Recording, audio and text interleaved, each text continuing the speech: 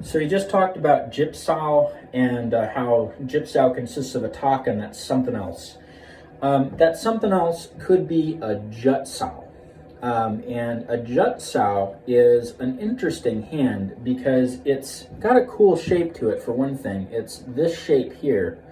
And it's also a hand that kind of draws in. It's a hand that kind of moves in kind of an unusual way for some of our hands. Most of our hands we kind of want to think about pushing out. Jutsao is a hand that we think about drawing in.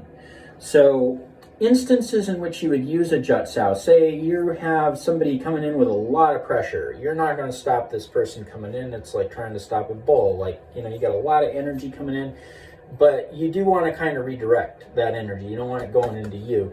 You'd shift and maybe do a Jutsao. And a Jutsao basically kind of acts as kind of a hook. See if I can illustrate this, but in this little pocket here, there's this little space where you can kind of take hold of a limb, especially if somebody's making it nice and stiff for you, that you can draw that in and across, and then you can switch and you can go in to do something else. To relate this back to that Jipsao that I mentioned at the beginning of the video, we talked about that Taksao. This Jutsao would be a way that we would be doing that. So drawing in that other arm while we send that talk up. Do you see what I'm doing here? This arm coming in here, we're drawing it in and we snap.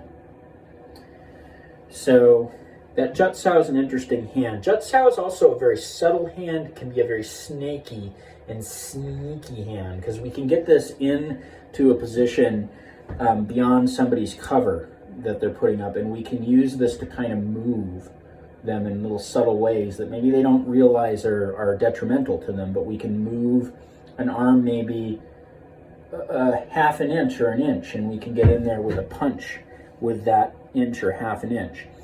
This is a really good controlling hand. I don't know what Jutsao means. I'm going to have to look up the translation for that. There's probably some cool word that translates into, but that's kind of the application of a Jutsao, and that's kind of what it looks like. So when I practice these, I'm shifting towards the opposite side from the hand that I'm using. This hand still wants to stay on center. Because this is where our strength draws from. We want to keep our hands always on center, and when we do that Taksao, that wrist is still on center. This is still a very centered technique when we do a Jipsao.